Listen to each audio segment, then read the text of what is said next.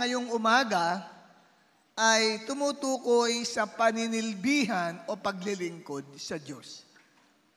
Sapagkat maaring hindi alam ng marami na ang araw pong ito ay araw na itinalaga upang ating ihandog o ialay ang mga manggagawa ng Diyos na nagsipag-apply po para magamit dito sa simbahan po natin. This is the Workers' Dedication Day. Ngunit ang topic ay hindi lamang para sa kanila. Ikaw din ay kasama dito sa paksang ito sapagkat ang topic natin ngayong umaga, paraan ng tamang paglilingkod sa Diyos. Ano ang topic natin? Yes, paraan ng tamang paglilingkod sa Panginoon. Kung ating tatanungin, ano ba ang paglilingkod sa Diyos? Ano bang uri yan ng paglilingkod? Alam niyo po, ang pag-attend sa Sunday worship services na katulad nito, para tayo ay sama-samang umawit sa Panginoon at makinig ng pangangaral ng salita ng Diyos, ay uri po ng paglilingkod sa Diyos. Nandito ka ngayon, ikaw ay naglilingkod sa Panginoon. Malinaw po ba yan?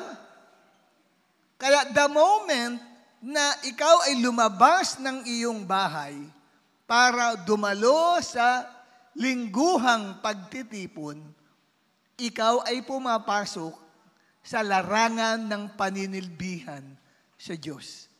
At ang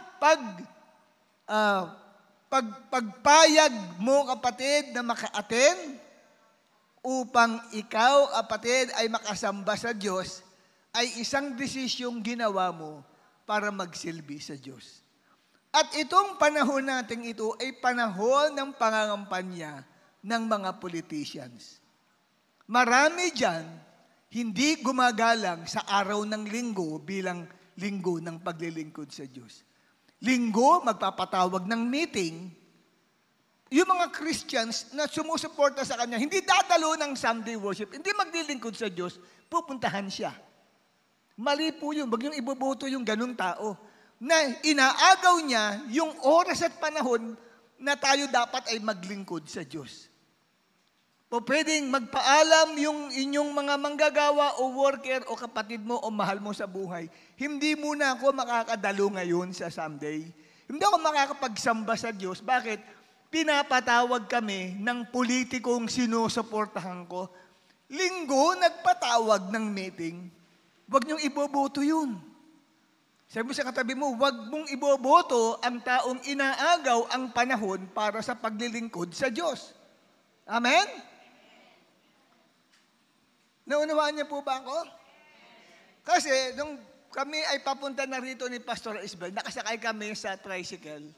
Medyo na-traffic kami kasi dyan sa kanto ng Tuwaso, malapit sa atin, maraming mga politiko na nangangampanya. Linggo yun. Nakita ko ang dami nila mga supporter. Ilang kaya doon ang born-again Christian na dapat nasa church para maglingkod sa Diyos.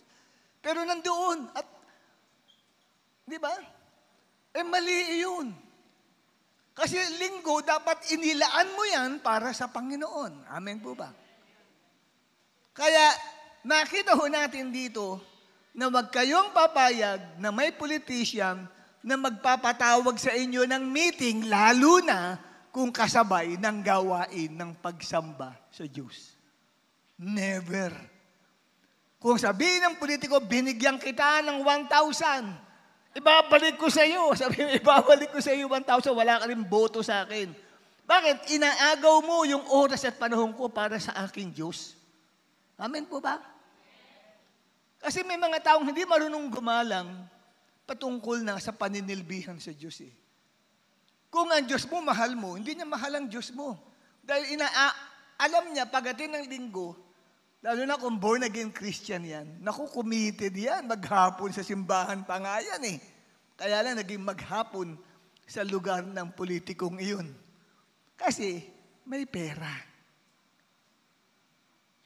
Tingnan mo ang katabi mo, may pera. Di ba? Okay? Ngayon, yung pagpunta sa church para umattend ng prayer meeting ay paglilingkod din po yan sa Panginoon. Ano pa ang paglilingkod sa Diyos? Ang pagbibigay ng ating ikapu o tithes, ang tawag ay 10% sa lahat ng mga kinikita natin o binibigay sa atin, babawasan natin ng 10% yun, ibibigay natin kay Lord yun. Yun po ay paglilingkod din sa Panginoon. At yan ay mababasa nyo sa aklat ng Levitico, Kabanata 27. At ang personal yung ginagawang panalangin at personal na pagbabasa ng Bible ay uri ng paglilingkod sa Diyos. Kahit wala kang sa loob ng simbahan, kahit nasa bahay ka. At oras na ikaw ay pumikit at nakipag-usap sa Diyos ng puso sa puso, naglilingkod ka sa Panginoon. Kaya hindi nyo pwedeng sabihin sa kapatid nyo na hindi nyo nakikita minsan, uy, hindi ka na naglilingkod sa Diyos. Sino nagsabi? Baka hindi mo alam, mas naglilingkod pa yan. Kasi pagdating sa bahay, laging nagpipray yan at nagbabasa ng Bible. Ikaw, wala. Lagi ka na sa tapat ng TV. Lagi kang hawak ang cellphone. O, di ba? Sino ito na naglilingkod? Yung tao na nagpipray at nagbabasa ng Bible sa bahay niya. Kasi paglilingkod sa Diyos yun. At ano pa ang paglilingkod sa Diyos? Yung ikaw, kapatid, ay nag-apply bilang worker. Sino ang mga worker nito? Tumayo lahat ng mga workers natin. Huwag niyong ikahiya ang inyong pagiging worker. Ayan. Praise the Lord. Ayun, no? Kukunti pa lang ang ating mga workers. No? Okay, sige, makakaupo na po kayo, mga manggagawa. Kung ikaw ay nag-apply bilang worker para magamit ka ng Panginoon, pumapasok ka din sa larangan ng paninilbihan o paglilingkod. Katulad sa General Services. Anong gawain ng General Services Ministry? Maglinis o magwalis sa church. Akala ba ninyo yan ay hindi paglilingkod sa Diyos? Paglilingkod sa Panginoon yan.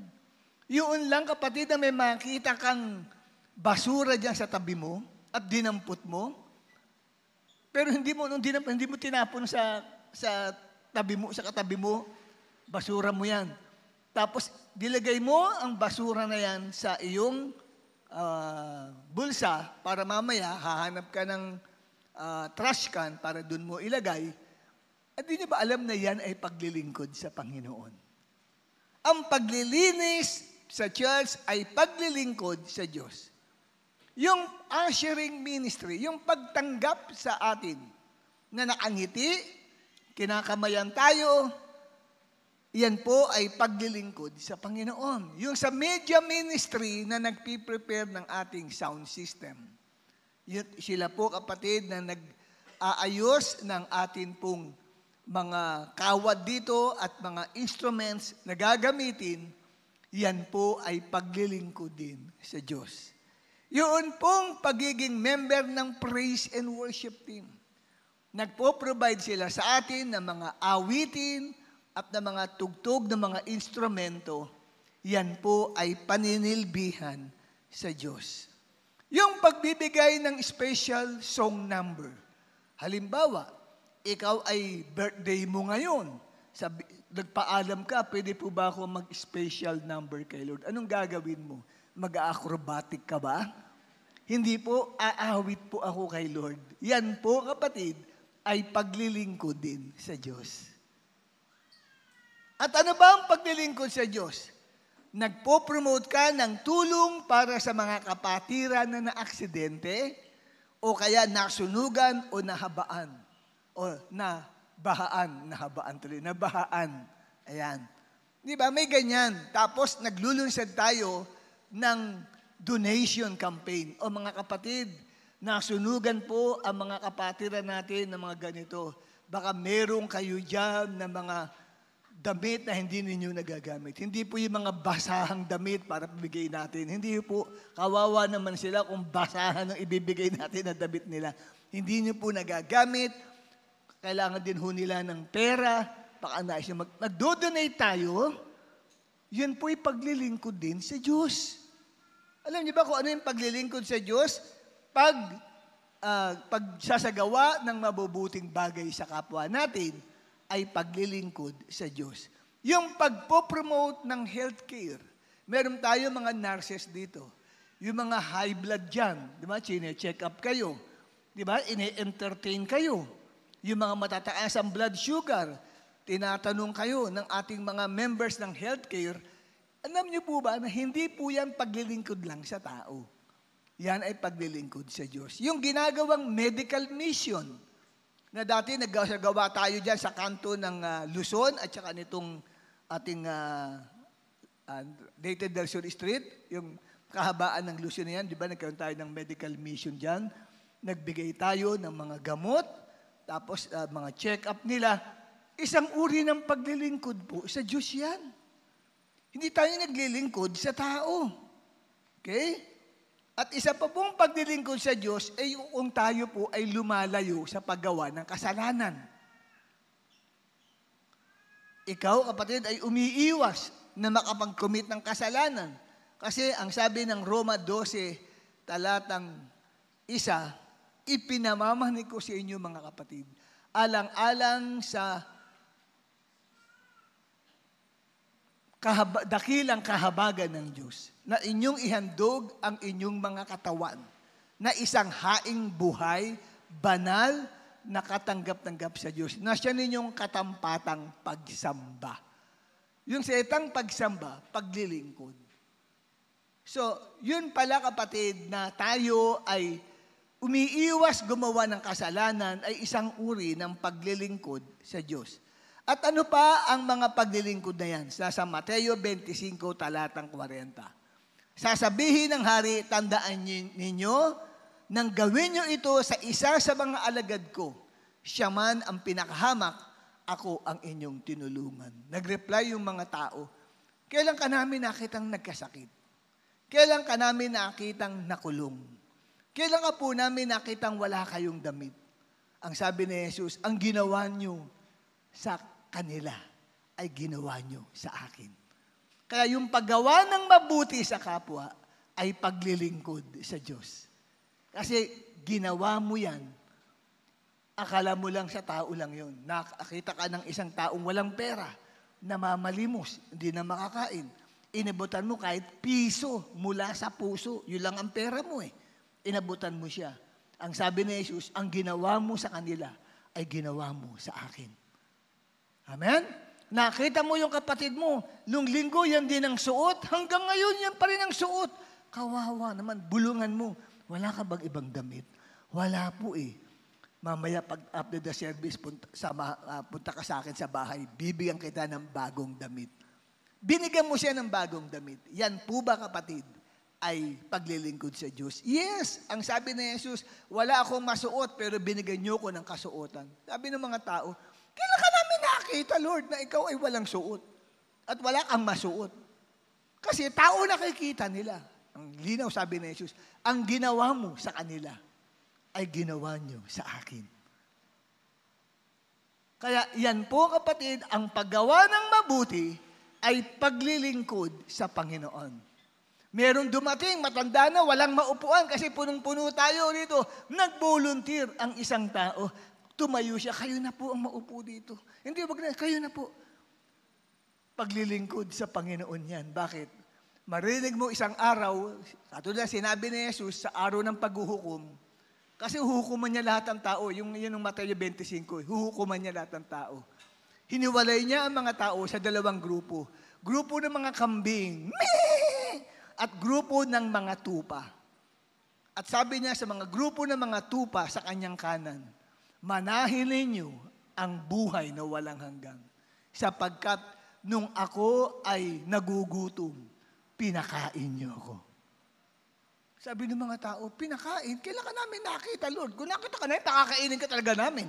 Kaya lang, hindi po namin kayo nakita. yung ginawa niyo sa mga taong yan, ay ginawa niyo para sa akin. Tingnan mo yung kapatid mo, baka mamaya yan ay putlang-putla na, di pa pala kumakain ng almusal ngayon. Di ba? Mamaya bulungan mo. Sumama ka sa akin, kakainin kita mamaya. Praise the Lord. Tapos baka rinig ka isang araw, pagdating ng paghuhukom, kasama ka pala sa mga tupa na sinabihan ni Lord. Nung ako'y nagutom, nilapitan mo ko at binulungan. Hindi ka pa ba umaga-almusal? Hindi pa po pakakainin kita. Si Lord pala yun. Alam niyo po pwede na yung katabi mo, nagkukunwari lang yan, na siya yan. Si Lord pala yung katabi mong yan. Tanungin mga katabi mo, sabi mo sa kanya, ikaw pa si Lord? Si Lord ka ata, baka si Lord ka. Baka ikaw ay si Jesus, ha? Nagpapanggap ka lang, ha? Di ba? May ganyan. So, mahalaga malaman natin na yung paglilingkod sa Diyos pala ay hindi lamang po nasa loob tayo ng 4 na sulok ng simbahan. Kasi akala ng iba, ang paglilingkod lang sa Diyos, nasa loob ka ng simbahan. Hindi po. Kahit nasa bahay ka at nasa ibang dako kang lugar, yan po kapatid, pag ginawa mo ang isang bagay, ginawa mo yan para sa Panginoon. Paano ang tamang paglilingkod sa Diyos? Una, magtrabaho ng husto. Ang tamang paninilbihan sa Diyos, ang sabi ay kailangan magtrabaho ka na may dedikasyon at matinding pagsisikap. Sa English, dedication and relentless effort. Yan. Una po yan, magtrabaho ka ng husto. Huwag kang papetiks-petiks lang o patamad-tamad sa paninilbihan mo sa Diyos. Ganito yun. Kung dadalo ka ng lingguhang pagtitipon, tiyakin mo, hindi isang Sunday ka lang dadalo. At pagkatapos next Sunday, hindi ka na makita. Marami ka ng katuwiran. Kailangan dedicated ka sa Panginoon. Pag linggo, ituon mo na yun, wala kang tatanggaping anumang appointment pag Sunday. Kahit pangakuan ka pa na pakakainin ka sa Mang Inasal o sa Jollibee, huwag kang papayag ka mo. Ang linggo, inilaan ko yan para sa Panginoon. Amen? Kasi kailangan, kapatid, na yung pagsisilbi mo, paglilingkod mo sa Panginoon, ay kailangan na maibigay mo ang pinaka-best na paglilingkod mo sa Diyos. Ganito rin sa mga nagsipag-apply bilang mga manggagawa ng Diyos. Magtrabaho kayo, it is as if ito na ang huling oras mo ng pagtatrabaho. It is as if wala ka na, tapos na. Bukas hindi ka na pwedeng maging worker. Sa John chapter 9 verse 4, mababasa nyo na sinabi rito, as long as it is day, we must do the works of Him who sent me. Night is coming when no one can work. 1:9, talatang 4. Hanggat maaga pa at may araw pa, magtrabaho tayo. Gawin natin ang pinagagawa ng Diyos na nagsugo sa akin, sabi ni Kristo. Sapagkat darating ang gabi, hindi na makakapagtrabaho pa dahil madilim. Kulang sa ilaw. So, nung panahon kasing yan, wala pa pong kuryente yan. Kaya, pagdating po ng gabi, cease o hinto lahat ang trabaho. Ang trabaho ay ginagawa habang may araw. At yun ang sabi ni Jesus. Bakit niya sinabi yan? Sinasabi niya yan sa mga mananampalataya na huwag kayong patamad-tamad, papetiks-petiks. Sa halip, bawat isa sa inyo ay magsikap na maglingkod sa Panginoon. At dito, kung nais ninyong magkaroon ng magandang bunga sa pagiging worker ninyo, lalo na yung mga nagsipag-apply sa pagiging manggagawa o hindi man kayo nag-apply sa pagiging manggagawa, nire-require namin kayo as much as possible, magdala kayo ng kahit isang tao sa Panginoon. Ano yung magdala? Magbitbit, lagay mo sa kahon. Lagay mo sa supot, no? Pasok ka dyan sa supot. Bakit? Bibit-biting kita. Sabi ni Pastor, magdala ako ng tao sa Lord. So, ibig kong sabihin, mag-share ka. Mag-evangelize ka. Bahagi mo si Christ, anyayahan mong dumalo ng pagtitipon paglinggo. Pag nakadalo yan, wag mo nang pakawalan yan. Bakit? Sapagkat kailangan mo siyang maturuan nung begin with one manual. Yung manual na meron tayong booklet, turuan mo siya para lalo siyang maging mapalapit sa Panginoong Hesukristo at lumago siya sa pananampalataya. I-require yun sa lahat ng workers na wala pa pong inaalagaan kahit isang tao sa Panginoon. Nire-require po namin sila. Anong kailangan dito? Kaya kung nais magkaroon ng magandang bunga ang pagiging worker, mangyari, kapatid, na kumilos ka. Kumilos ka, tumulad ka sa langgam na may kusang palo. Hindi na kinakailangang ikaw, kapatid, ay pagsabihan. Parati. Lagi mong naririnig sa amin, laging na-announce at sinasabi ng ministry head mo, uy, kailangan mong mag-share at magdala at mag-invite. Magkaroon ka ng kusang palo. Gayahin mo ang ginagawa ng mga langgam. Sa Kawikaan 6, talatang 6 hanggang 8, ano ang sabi? Kayong mga tamad, tignan ninyo ang mga langgam. Kalibitin mo ang katabi mo. Sabi mo, oy, tignan mo daw ang langgam. Okay? Sino sa inyo nakakita na ng langgam? Taas ang kamay na nakakita na ng langgam. Ay, sorry. Yung hindi pa nakakita ng langgam sa buong buhay niya, taas ang kamay. Kasi baka mamaya, hindi pa niya alam, ano ba yung langgam? Ano yung tsura nun? Di ba? Ang langgam ay napakalaki. Tama ba? Tama ba? Ang langgam, ang laki-laki. Hindi. Nakakita ka ng langgam. Ang langgam ay maliit na insekto. Ang sabi rito, babasahin natin ang Kawikaan 6 hanggang 8. Ang minimensahe ni Solomon dito, one of the wisest men who lived during his generation ay ang mga tamad na tao. Sabi dito, mga tamad, tingnan ninyo ang mga langgam.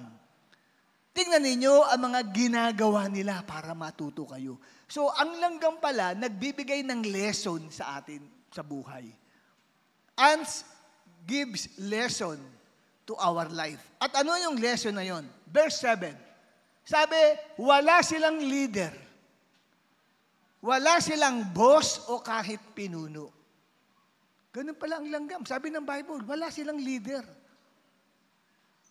Wala silang leader, walang boss, walang pinuno. Verse 8. Pero nag-iipon sila ng pagkain pag summer.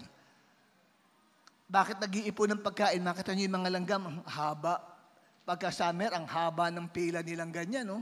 Di ba? Tapos papansin mo, pag lumapit ka, may mga kagat-kagat sila. Para sila may lungga doon sa pinapasukan nila. Nag-iipon sila pagka tag-araw.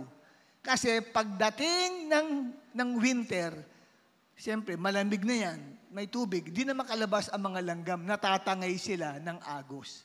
At hindi na sila makakuha pa ng pagkain. Para makasurvive sila bilang langgam, kailangan sinasamantala nila ang panahon. Walang nag-uutos sa kanila, kusa silang nagtatrabaho. Ganito rin dapat tayo sa ating buhay. Tumulad sa langgam, may kusa. Hindi kinakailangan diktahan ka pa ng magulang mo para magtrabaho ka. Maghapon hindi ka man lang mapakinabangan sa bahay. Puro ka cellphone, puro ka gadget. Tumulat ka sa langgam para makasurvive ka sa buhay na to. Naintindihan niyo po ako? Ganito rin sa spiritual na buhay. Paano ka makakasurvive sa pagiging worker kung hindi ka tutulad sa langgam?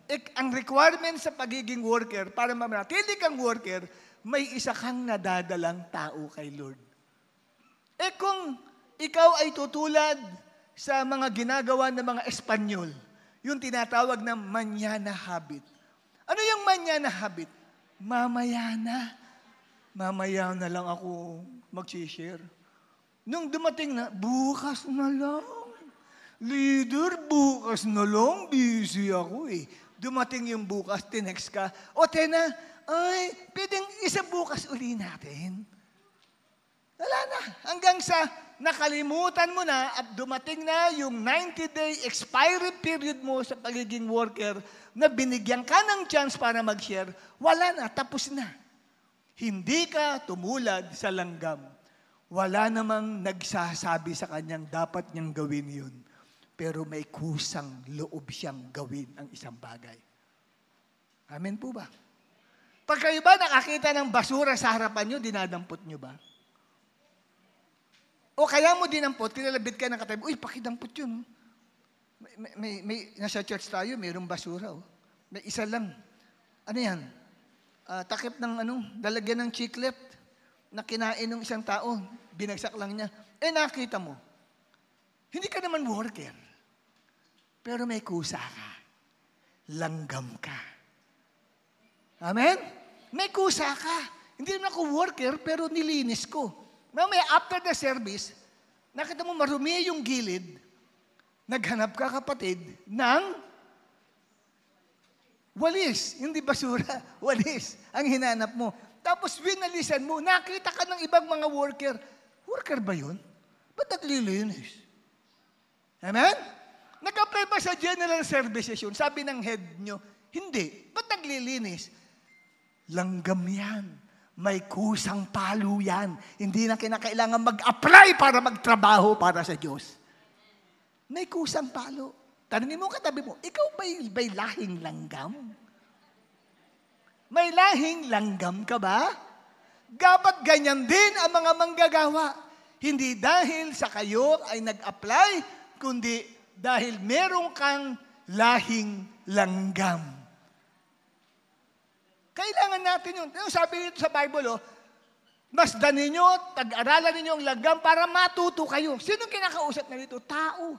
Nakakahiya. Sa langgam pa na maliit na yan, madalas atin tinatapakan yan.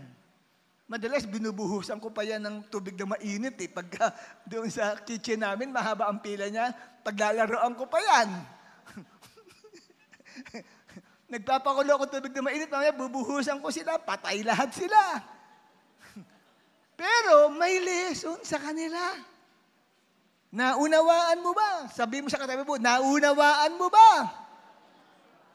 Kaya, papaano ang paraan ng paglilingkod sa Diyos? Tumulad sa langgam. Hindi na kinakailangan paalalahanan kapag linggo. Dapat naliligo ka na. Hindi dapat pinapaalala ko, ay maligo ka. Hindi na, kusa ka naliligo. Sino mga hindi naligo? Na dumalo sa gawain kayo. Dapat kusa kang naligo. Kung walang tubig, magwisik ka na lang. Amen? Kasi number one kailangan magtrabaho ka ng gusto. Pero, may kusa. At yung langgam, gumagawa siya para makasurvive. Kung gusto mo makasurvive sa pagiging worker naman dito, ng mga nagsipag-apply. Kasi pag ikaw ay hindi nakakapag-function, magpapaalam ka sa leader mo. Yung iba hindi nagpapaalam sa leader na di sila magpa-function. Wala silang kakayahan ng langgam. Walang kusa Kailangan pang sabihan, magpaalam ka. Kaya yung success sa buhay, tinuturo ni Haring Solomon sa papanong paraan, maging ugaling langgam ka. Sino sa inyo madalas makagat ng langgam? Taas ang kamay. Nako, lamnadis. Nagpaparamdam ang langgam sa'yo. Na ano, tularan mo siya. Tatamad ka kasi. Di ba? Nakuha niyo, mga kapatid? May aral ka bang nakuha? Patungkol sa langgam at sa paglilingkod sa Diyos? Ang ganda ng langgam mo at aral. Walang leader. Walang nagdidikta. Walang nagsasabi ng dapat niyang gawin pero ginagawa niya ang tama. Iyan ang langgam. Nakuha niyo? Sino ang may utak? Langgam o ikaw? Yung tao may utak. Ang langgam may utak ba yan? I-research niyo. Pero sino pa mas matalino? Ang langgam o tao? Ang langgam. Bakit po mo? Wala namang umuutos, gumagawa ng kusa niya. Eh, ikaw may utak ka, pero ayaw mong gumawa ng may kusa. Kailangan sinasabihan ka pa parati. Kailangan pagalitan ka pa para magtrabaho ka, para kumilos ka. Kailangan pagdilatan ka pa ng mata ng mama mo para ikaw ay maghugas ng pinggan. Di ba may ganun? Pero may utak ka. Yung langgam, wala namang utak, pero may kusang palo na gumagawa. Sino mas matalino? Ikaw o langgam? Ang langgam. Kaya tularan mo ang langgam. Kung tutularan ng langgam ang tao, walang mabubuhay na langgam. Totoo yan, kung ang langgam tutulad sa tao, wala, ubos silang lahat. Bakit? Mahusay mga tuwiran ang tao. Ang langgam, wala na. Walang katuwiran yan. Amen? Tignan na lang ninyo, pagka nakakita kayo kapatid sa may butas dito, di ba? Isang linya yan, walang umaalis doon sa pila nila na yun. Nakita na ba kayo ng langgam? Malibang bugawin mo sila, kanya-kanya sila. Madalas ginagawa ko yan, mula doon sa dulo, iniipit ko ganyan, tapos pagdating dito, kalatan na sila. Pero pansinin ninyo, straight line, no? May leader ba sila? Wala. Pero bakit sumusunod doon na nasa unahan nila? Buti pa yun, marunong sumunod. Ikaw may utak, ayaw mong sumunod. Kaya grabe yung wisdom na nakita ni Solomon doon. Ang totoo, si Solomon na nagpaliwanag doon about the wisdom of the ant.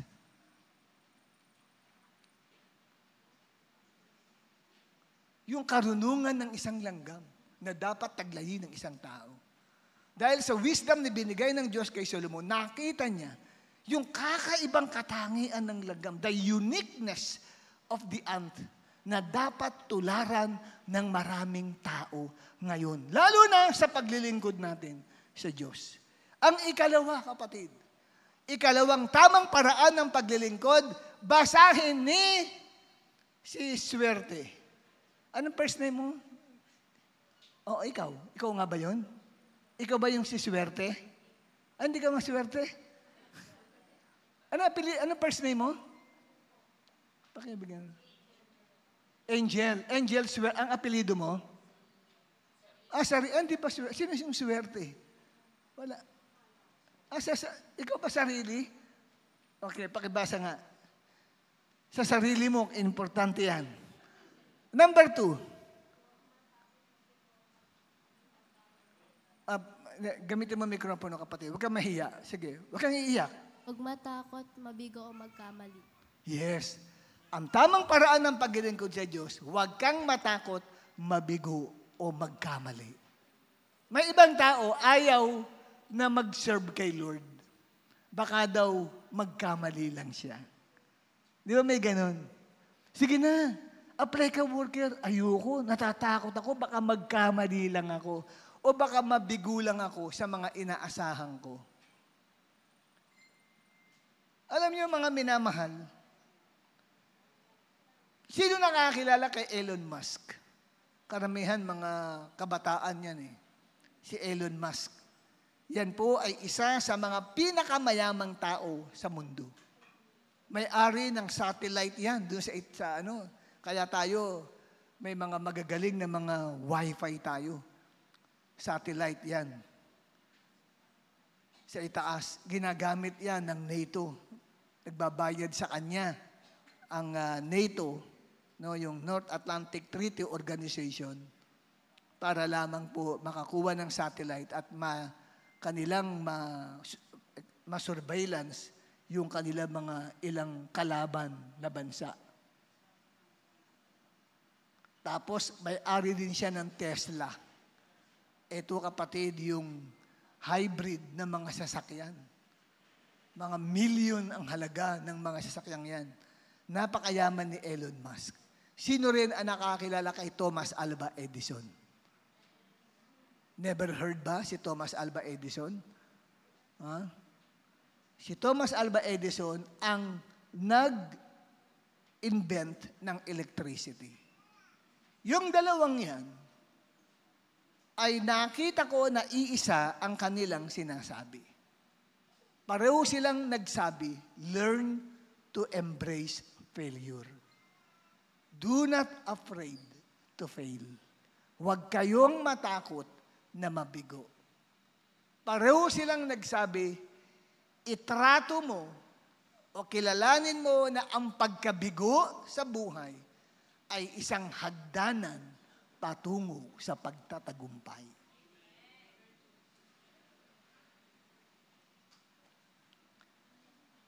Kaya dito po, tayo rin ay sinasabihan, huwag matakot magkamali. Huwag matakot mabigo sa mga ginagawa natin dahil doon sa ating mga pagkakamali at pagkabigo sa buhay ay marami tayong matututunan. Nakuha niyo mga kapatid?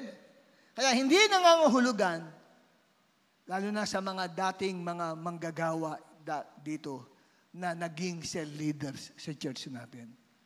Pag sinabing cell leader, leader siya ng isang small group. Pwedeng 3, 5, 7 o higit pa doon na kanyang hinahawakan. Kasi pwede na yung dating cell leader ka, ngayon hindi ka na cell leader dahil nawala yung 1, 2, 3, 4, 5, 6, 7, 8, 10 na inaalagaan mo, sinisharean mo. Hindi na mo na nakita, ayaw nang dumalo sa cell group mo at sa church natin. Maaaring ikaw ay na-discourage. Kaya hindi nangangahulugan na nawalan ka ng mga members mong inaalagaan. Yan na ang kapalaran mo sa buhay. No, wag. Wag mong iisipin na yan na, tinuldukan na, kapatid, ang iyong kapalaran. Bumangon ka. Try again. Huwag kang sumuko. Amen? Lumaban ka. Tumayo ka. Try and try until you succeed. Yan ang prinsipyo ni Thomas Alva Edison. Kaya yung kanyang iniimbento na incandescent bulb, ito po yung mga bilog na, bilog na bumbilya. Siya po ang nag-discover nun eh. Bago niya na-discover yun, sabi niya, 1,000 beses siyang nag-try. Ang sabi ng ibang nakakilala sa kanya, yun daw ay 1,000 failure niya. Pero sabi niya, I never take it as a failure. Sabi niya. Yung 1,000 na failure na sinasabi, ang sabi niya, ito ay 1,000 test lang sa akin. So para sa kanya, ang failure ay isang testing lang. At pagdating sa pinaka 1,001 attempt niya, doon sa kanyang iniimbentong incandescent bulb, ay biglang umilaw. At hindi pumutok yung bulb. Doon siya nag-succeed, kapatid. Hindi karaka-raka na isang attempt niya, gawa agad, na-discover agad ang incandescent bulb. No. Ang daming setback. Sabi nga ng ibang tumitingin sa kanya, ang dami niyang failures. Pero nang interviewin siya, anong pakaramdam mo ngayon? Sa dami ng failures mo, no, don't say failure. These are testings only. Ibang klase. Kaya, depende sa pananaw ng tao eh. Di ba? Huwag mong tignan ang failure, kapatid, bilang failure sa buhay mo na parang wala ka ng pag-asa pang makabangon. Amen? Kailangang ikaw ay bumangon, tumayo, upang sa gayon, kapatid, ay magtagumpay ka bilang manggagawa ng Diyos. Tularan mo si Pablo. Sinabi niya sa Filipos 3:12 hanggang 13. Sabi niya, hindi sa nakuha ko na ang mga gusto ko o perfect na ako, pero nagpupursigi ako para na makuha ko ang prize. Kasi ito yung dahilan kung bakit ako tinawag ni Christ Jesus. Siyempre, mga kapatid, hindi ko iniisip na nakuha ko na ito. Pero ganito ang ginagawa ko. Kinakalimutan ko ang past at nagpo-focus akong gawin ang best ko para sa darating na future. Ang ganda ng sinabi ni Apostol Pablo. So, hindi niya hinahayaan na kung anuman ang pangit na karanasan niya before, ito man ay kabiguan o pagdidisiplina sa kanya noon, nakapokus siya sa mangyayari sa hinaharap, kaya ibibigay niya yung best niya. Hindi siya nakapokus sa past. Sige na, magpagamit ka kay Lord. Ayoko na, kasi dati, nag-share na rin ako, wala naman nangyari. Sige na, pagamit ka uli. Kasi worker ka, nag-apply ka bilang worker, kailangan may isa ka nadala kay Lord. Marami ako inaalagaan nun, nawala na sila, ayoko na. No, huwag kang sumuko! Amen? Lumabang ka, tumulad ka kay Elon Musk at kay Thomas Alva Edison na yung pagkabigo ay hindi tinuring bilang kabiguan, kundi bilang isang testing lang sapagkat yan ay dapat mong kilalanin hagdanan sa iyong pagtatagumpay. Sa English, kapatid, make failure as your stepping stone to success. Wala namang naging successful na hindi dumaan sa failure sa buhay. Lahat ng alam kong tao, lalo na sa Bible, before they became successful in life, successful in their calling, dumaan sila sa katakot-takot na kabiguan sa buhay. Katulad ni Moses. Si Moses, gusto niya na maging leader nung araw sa Israel. Siya po'y inampon ng kapatid ni Paraon. At siya isang Hudyo, inampon ng kapatid ni Paraon na hari ng Ehipto at tumira sa palasyo. Alam niya siya ay isang Israelita. Alam niya na aalipin ang kanyang mga kababayan at gusto niyang sagipin sila. He tried. Nagsikap siya na gusto niya na ang kanyang kababayan ay makalaya sa pagkakaalipin sa mga Ehipsyo. Nakita niya yung Ehipsyo, ginugulpi ang isang kababayan niyang Israelita. Sinagip niya, tinulungan niya. Pinatay niya yung Ehipsyo. Yun ang kanyang kabiguan. Pumatay siya ng tao. Naging wanted siya, tumakas siya, umalis siya sa Egypt at nagpunta doon sa disyerto at hindi na siya mahabol ng mga pulis mula sa Egypt. Isang past failure niya sa buhay.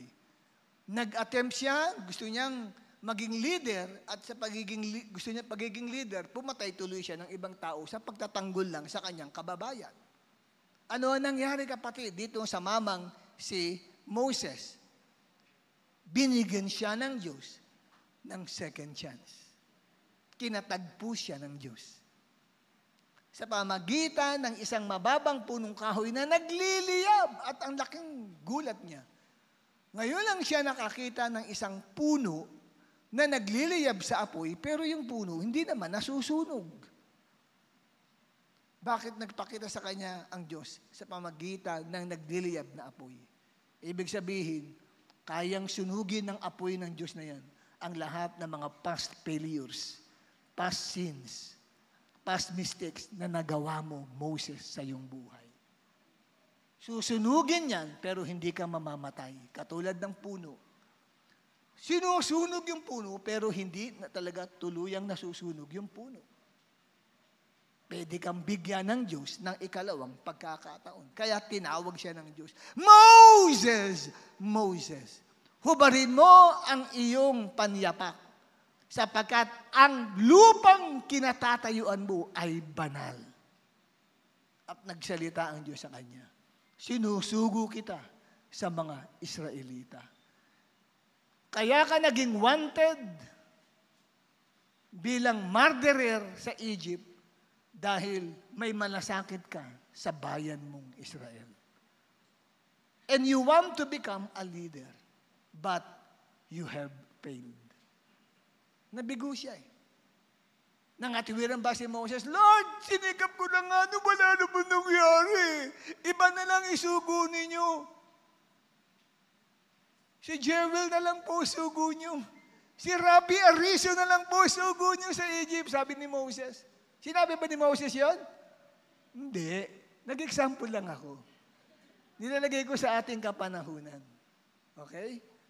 So ngayon, kapatid, anong ginawa ni Moses? Sumunod siya sa Diyos. At talagang pinalaya niya ang bansang Israel sa kamay ng mga Egyptians. Nangyari yung desire ni Moses sapagkat hindi siya naigupo ng past failure niya sa kanyang buhay. Ganyan din.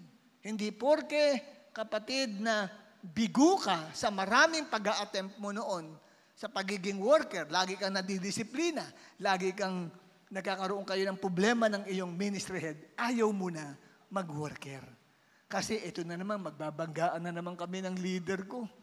Ito na naman, ibubuli na naman ako ng mga kasama ko. Kapatid, wag.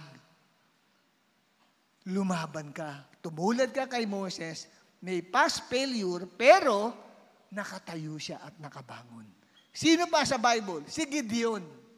Ang pinakamababa sa pamilya niya. Kaya ayaw niyang tanggapin yung tawag sa kanya ng Diyos. Gideon! Gideon! Ano po yun, sir? Ikaw ang pinili ko para labanan ang mga Midianites na umaalipin sa inyong mga Israelita. Sumagot si Gideon, Lord, paano ko po ililigtas ang Israel? Ang lahi po namin ang pinakamahina sa tribo ni Manase. Tapos sa pamilya namin, ako po yung pinakamababa. Ibig sabihin, ako po yung winawalang kwenta nila dahil walang kwento ang buhay niya. Winawalang kwenta. Ibig sabihin, hindi siya pinapahalagan sa family. Bakit kaya? May dahilan, di ba? Kung bakit ka, ika nga parang, ang baba ng tingin sa iyo ng tatay mo, ang baba ng tingin sa iyo ng nanay mo, ang baba ng tingin sa iyo ng mga kapatid mo. Marahil siguro puro kamalian ang mga pinaggagawa mo sa buhay. Di ba? Siguro marahil puro bigo na lang. Ang dami mong plano. Na, itong plano ko. Biglang walang nangyari. Wala na, sira na. Sira na ang karangalan mo sa kanila. Ganyan si Gideon. Wala siyang maipagmamalaki. Kaya sabi niya, ako po, pinili ninyo. Kung tatanungin niyo tatay at nanay ko, against po yan. Ba't wag yung pipiliin yan? Puro bigo lang yan. Sa buhay niya, kabiguan lang ang nagahari sa buhay niyan. Puro palpak lahat ang ginagawa niyan sa buhay. Pero hindi eh. Pinili pa rin siya ng Diyos. Pwede ang tao i-reject ka. Pero ang Diyos never reject you. Amen? Kasi ang Diyos nakakaalam kung ano ang kakayanan ng isang tao.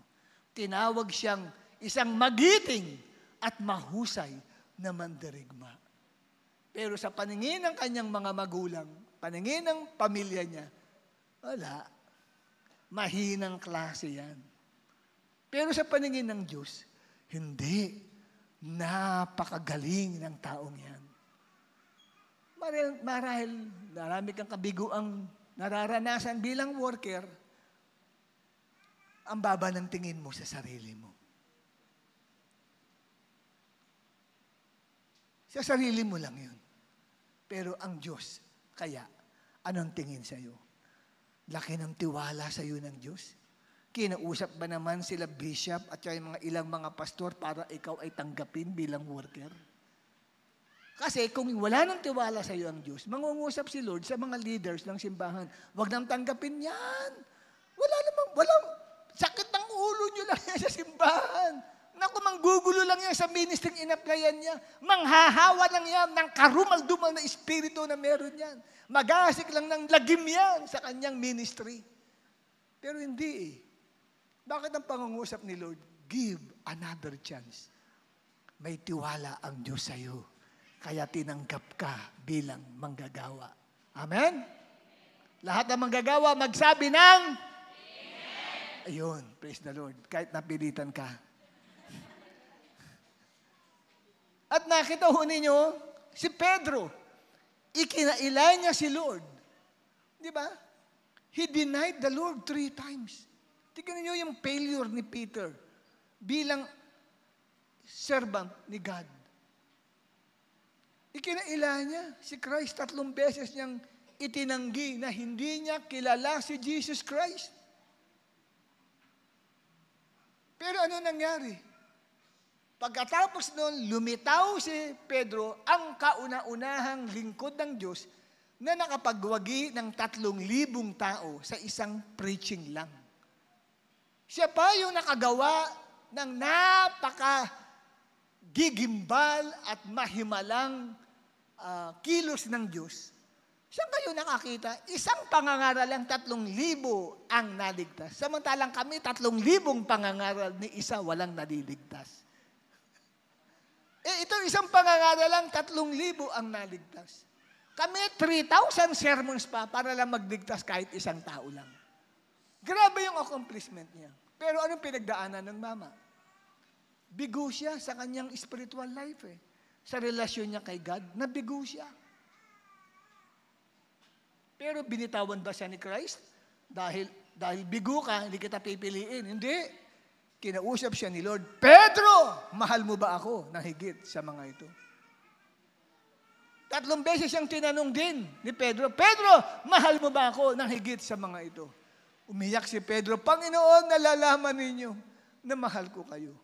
Magkaiba po yung mga ginamit na mga salitang love o pag-ibig sa Bible. Kasi sa wikang Griego, may 4 na uri ng pag-ibig.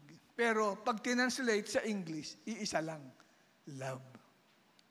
Pero kung ito ay iyong aanalisahin, hindi pala isang love lang yun, 4 na uri ng love. Ang ginamit ni Jesucristong pag-ibig, Pedro, iniibig mo baga ako? Ang pag-ibig na ginamit niya ay agape love. Ito yung sacrificial love. Handa kang magbuwis ng buhay para sa Kanya. Tapos ang sagot naman ni Pedro, alam ninyo Lord na mahal ko kayo. Yung salita namang mahal ay, pag tinranslate mo sa English, love din pareho di ba? Pero pag tinigan mo sa original translation ng Bible, hindi agape, phileo. Ibig sabihin ay conditional lang yung pag-ibig niya. Love, ang turing niya, hindi niya kayang ibigay ang buhay niya. Kaya, itatranslate natin sa sabikan natin na intindihan. Pedro, kaya mo bang ibigay ang buhay mo para sa akin? Yung sagot ni Pedro na phileo lang, Panginoon, mahal ko kayo pero hindi ko kayang ibigay ang buhay ko sa iyo. Pero bakit pinili pa rin siya ng Diyos? Pakaanin mo ang aking mga tupa. Kasi gusto ng Diyos, honest ka sa sagot mo. Kasi prior to that event na sila nag-usap ni Jesus Christ, ito pong Pedrong ito, madalas magsalita nang sabi ni Jesus, ako'y dadakpin, papatayin. Lord, hindi mangyayari sa inyo yan. Pagtatanggol ko kayo, dadaan muna sila sa ibabaw ng aking bangkay. Galing Pero hindi pala totoo yung mga sinasabi niya. Mahusay lang siyang magsalita. Kung in other words, sinungaling, nagpapa-impress lang sa tao. Ito, hindi ito nagsinungaling si Pedro. Sabi niya, Lord, hindi ko kayang ibigay ang buhay ko sa iyo. Nagpakatotoo lang si Pedro. Yun pala ang gusto ng Diyos. At dahil honest ka sa sarili mo, na hindi mo ko kayang mahalin ng todo sa buhay mo, pagkakatiwalaan kita. Kasi ang gusto ng Lord is honesty. Walang itinatago ang isang tao sa Kanya. Pag kinausap ka ng Diyos, admitin mo kung sino ka. Pag sinabi ng Diyos, marami kang sama ng loob. Wala, Lord! Pero papatayin ko ba maya yung tao pag nakita? Pero sigaw ko na sigaw, wala ako, Lord, wala ako sama ng loob. Huwag sila magpapakita sa akin. No? Iba yung sinasabi, iba yung nalalaman ng puso. Gusto ng Lord, honest ka. Marami kang hinanakit, sinangungusap si Lord sa'yo. Yes, Lord, totoo yan. Totoo yan, Lord. Yun ang gusto ng Diyos sa'yo. Maging totoo ka sa Kanya. Okay? Yan po, kapatid, ang importante. Kaya pag kayo, mga manggagawa na nato ay inalay, maging totoo kayo sa Diyos. At number 3 is, number 3, pakibasa nga ni Zaira. Ikaw ba si Zaira? Okay, pakibigyan nga ng mikropono. Sige. Miss Zaira Joy. Zaira Joy ba? Zaira lang. O sige, Miss Zaira lang, pakibasa. Mag-ambag ng kakaiba para makapag-inspire sa iba. Yes, mag-ambag ng ng kakaiba. Para makapag-inspire sa ibang tao. Focus on what you can do to give impact to others. Yan ang maging desire mo. Tamang paraan ng paglilingkod sa Diyos. Mag-isip ka. Ano ang maibibigay kong impact? Hindi impacto, ha? Pag sinabing impact, yung effect niya, grabe yung effect. Yung bang parang masishake yung mga kasamahan mo? Mapapawaw, may wow factor. Be sure na may wow factor ka sa pagiging manggagawa mo. Na lahat ng mga kasama mo sa isang ministry, sabay-sabay mapapawaw. Wow! Grabe siya. Gusto ko rin maging tulad niya. Yun po ang i-desire nyo sa tamang paraan ng paglilingkod. Halimbawa, pag-attend ng Sunday service, paano ka magkakaroon ng wow factor? Halimbawa, grabe, ang lakas ng ulan. Bahana sa iba't ibang lugar, pero umatin ka pa rin sa church. Pagpunta mo dyan, kami nandito, ano sabi namin? Wow! Ibang klase ito. Ang bagyo hindi pumigil sa kanya, hindi nakapagpigil sa kanya para dumalo sa church. Ang baha hindi nakapagpigil sa kanya. Napawaw, pati si Lord sa taas, sa langit, ay napatingala at nasabing, wow! Sabi ni Lord. Grabe yung impact niya. Kasi bahang-baha hanggang Pasig, bagang-baha hanggang Makati, tapos inatapat may Sunday service tayo. Tapos ito ngayong kamo ikaw, mula sa Pasig, basang-basa pa ng damit. Bakit? Sinugod ang maladilubyong baha. Halimbawa, si Malu. Mula sa Pasig, ayan, sinugod yung baha. Basang-basa lahat. At sabi sa amin, Pastor, sa kami pwede makapagpalit ng damit. Bakit? Nilangoy namin. Ang baha para lang makapunta sa church. Mapapawaw ka, iba yung impact nun. Di ba? Iba yun. Tapos, halimbawa, yung wow factor. Sa general services, naglilinis ka. Nung kamayan kita, ang init ng kamay mo. Nung hawakan ko yung ulo mo, nag-aapoy ka sa lagnat. Uy, may lagnat ka na hanggang ngayon, naglilinis ka pa rin ng simbahan? Wow! Di ba? Bang klase ka! Wow! Di ba? Amen? Hindi po ako leader sa aming general services, Sister Rose. Hindi po ako makakapag-function ngayon kasi po, nilalagnat po ako. Hindi ganun. Hindi ka nagpaalam. Pumunta ka sa church, nilalagnat pa lang katabi mo.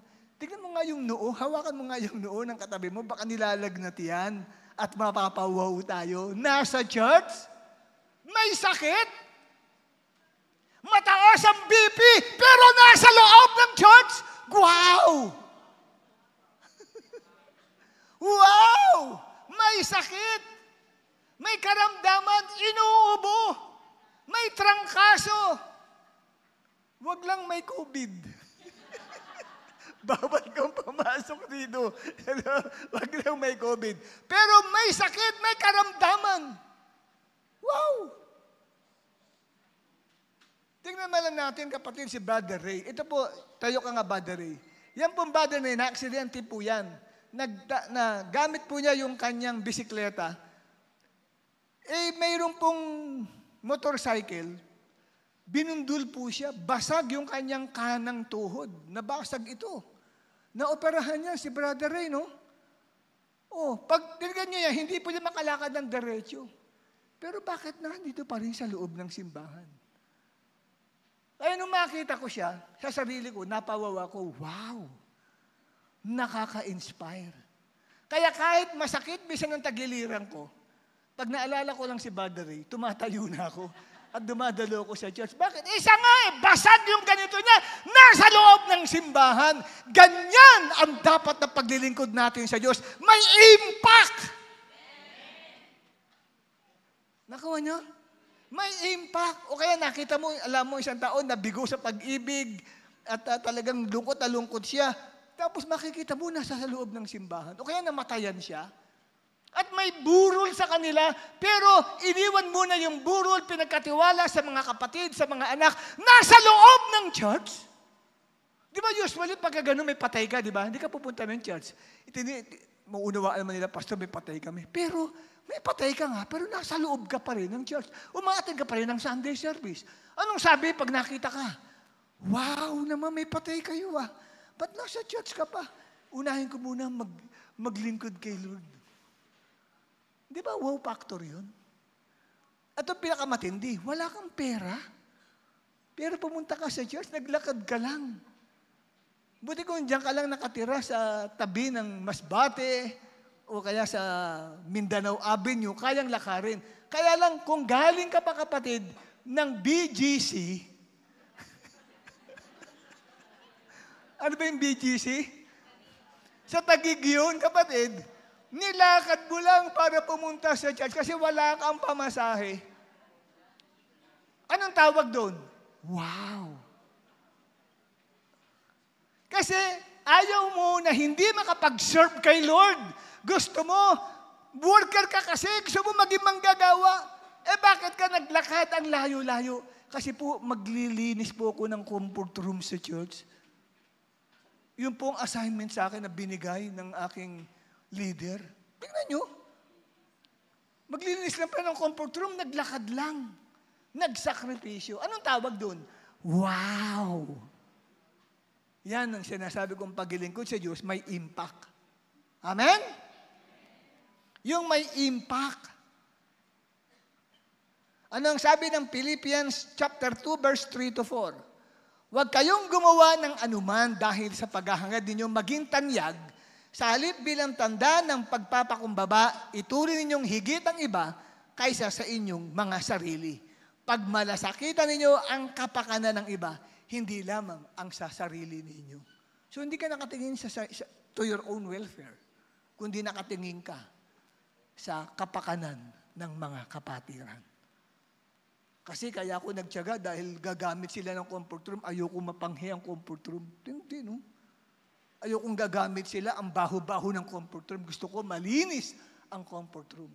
Kaya naglakad lang po ako. Wala akong makuha ang pamasahe. Mula sa Taguig. Ang layo nun, kapatid. Anong oras ka nagising? 2:00 ng madaling araw pala. Naglalakad na ako. Para 6:00, 7:00, nandito na ako sa church. Wow! Mapapawaw ka pagka ganun ang paglilingkod sa Diyos. At number 4, ang ika-4, huwag madaling sumuko at magsawa sa paglilingkod sa Panginoon. Ito po kadalasan na na-encounter natin sa mga manggagawa before, na mga nagsipag-apply. Yung iba, nananawa. Yung po bang nagsasawa. Ayoko na po maging manggagawa. Bakit naman sasawa na po ako sa ginagawa ko? Hindi siya enjoy sa pagiging worker. O kaya pagdalo ng Sunday service. Ba't di ka na dumadalo? Kasi po para po nagsasawa na ako. Boring para sa kanya. Hindi siya masaya sa pag-attend niya sa church. Hindi ganyan ang paglilingkod sa Diyos. Huwag tayong madaling sumuko, lalo na pag nakaka-encounter ka ng problema. At ang pinakamatindi, yung may taong kinatitisuran siya sa church. May ganyan. Hindi na dumadalo sa gawain natin kasi ayaw daw niyang makita si sister. Ayaw daw niyang makita si brother kasi sumasama daw lalo ang loob niya.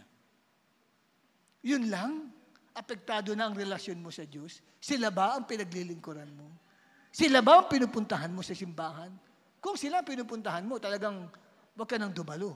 Pero kung ang pinupuntahan mo ay si Jesus Christ, kahit nandyan yung taong masama ang loob mo sa Kanya, natitisod ka sa Kanya, aatin ka kasi hindi naman sila yung pinaglilingkuran mo. Si Lord ang pinaglilingkuran mo. Amen? At tandaan niyo po, ang paglilingkod po sa Diyos ay hindi sprint. Pag sinabing sprint, maigsi lamang ang takbuhan. Ang paglilingkod po sa Diyos ay katulad ng isang marathon. Pangmatagalan ang takbuhan na paglilingkod sa Panginoon. Kaya kailangan mo, kapatid, para hindi ka madaling sumuko at magsawa, may katyagaan ka na nagsiserve kay Lord. Magtyaga ka. Importante yan. Hindi yung good for 3 months lang, active. Pagkatapos nan, hindi na makita sa ministry niya. Lalapit sa akin ang ministry head. Hindi na po nagpapagamit si ganito. Hindi nga po nagtetext kung magpapagamit pa eh. Ganun. Tignan nga natin ang Facebook. Facebook ito aktibo eh. Panay ang post niya. Siya ganito, ganyan. Punta rito, punta doon. Tapos may mga kasamahan pa siya sa trabaho na kasama niya ipinopost pa. Ba't ganun? Aktibo naman pala siya sa So, ibig sabihin yan, kapatid, po pwede na pagdating sa paglilingkod sa Diyos, naapektuhan na siya ng problema. Pwedeng may nakakatisuran siyang ibang tao o pwede, kapatid, na siya ay nanlalamig sa paglilingkod niya sa Diyos. Tandaan niyo, ang paglilingkod o pagpapagamit sa Diyos ay inilarawan bilang karera ng takbuhan. Hebreo 12:1, kaya nga, dahil napapaligiran tayo ng napakaraming saksi, talikuran natin ang kasalanan at ang anumang balakid na pumipigil sa atin, buong tiyaga tayong tumakbo sa paligsahang ating sinalihan. Buong tiyagang takbuhin mo ang paligsahang sinalihan natin. So magtiyaga ka. Amen? At ikalima, last but not the least, ng paglilingkod sa Diyos. Salamat. Sobrang lamig dito sa harapan. Kaya ako pinagpapawisan. Pakibasa. Sino pwedeng bumasa? Basahin ni Lorna. Malabo. Wala ka bang telescope na dala dyan? Tawag ko sa salamin, telescope eh. Okay. Basahin na lang ni Jobilin. Si Jollibee. Okay, si Jollibee. Ituon mo kay Jesus Christ ang isip mo na siya ang iyong pinaglilingkuran. Amen? Amen? Ito para sa lahat ng mga manggagawang i-dedicate natin kay Lord at sa bawat isa sa atin na nagsiserve kay Lord. Ang sabi, ituon natin ang ating isip. Kanino? Kay Jesus Christ. Anong ibig sabihin po niyan, kapatid? Ibig sabihin, siya lamang ang layunin ng pagpapagamit natin sa Kanya. Kaya ka nandito sa church, hindi para makita yung taong gusto mong makita sa church. Hindi lamang dahil worker ka, kaya ako nasa church kasi worker ako eh. Kung hindi ka na worker, wala ako sa church, tiyak. Di ba? Amen? Kaya ka nasa church. Ba't ka nasa church? Ito kasi may kasalanan, lagi akong dinadamay nito eh. Lagi akong gustong isama. Hindi. Kaya ka nasa church dahil kay Jesus Christ. Sa Kanya nakapokus ang iyong buong atensyon. Hebreo 12, talatang 1-3. Basahin natin. Kaya nga dahil napapaligiran tayo ng napakaraming saksi, talikuran natin ang kasalanan at ang anumang balakid na pumipigil sa atin. Buong tiyaga tayong tumakbo sa paligsahang ating sinalihan. Verse 2, ituon natin ang ating paningin kay Jesus na siyang pinagmumulan at kabuuan ng ating pananampalataya. Dahil sa kagalakang naghihintay sa Kanya, hindi niya ikinahiya ang mamatay sa krus at siya ngayon nakaupo sa kanan ng trono ng Diyos. Isipin ninyo kung gaano ang tiniis niyang pag-uusig ng mga makasalanan upang hindi kayo manlupaypay o panghinaan ng loob. Wow! Ituon natin ang ating isipan kay Jesus Christ na siyang pinagmulan ng ating pananampalataya. Kay Jesus ka lang pumukus. Kaya ako nandito hindi dahil sa iyo. Sabi mo sa katabi mo, kaya ako nandito, hindi dahil sa iyo. Hindi dahil sa iyo. Dahil kay Jesus Christ. Kaya ako nandito ngayon, hindi dahil worker ako. Kaya ako nandito sa church dahil kay Jesus Christ. Siya lang ang dahilan kung bakit tayo nandito sa gawain ito. At maging sa pagpapagamit ninyo kay Lord. Okay? Kaya ka magpapagamit sa ministry yan dahil kay Jesus. Si Jesus ang maging sentro ng iyong isipan at puso sa paglilingkod sa Kanya. So 5 po yan na mga bagay na atin pong natutunan paano ang tamang paglilingkod sa Diyos. Ano yung una? Ayan.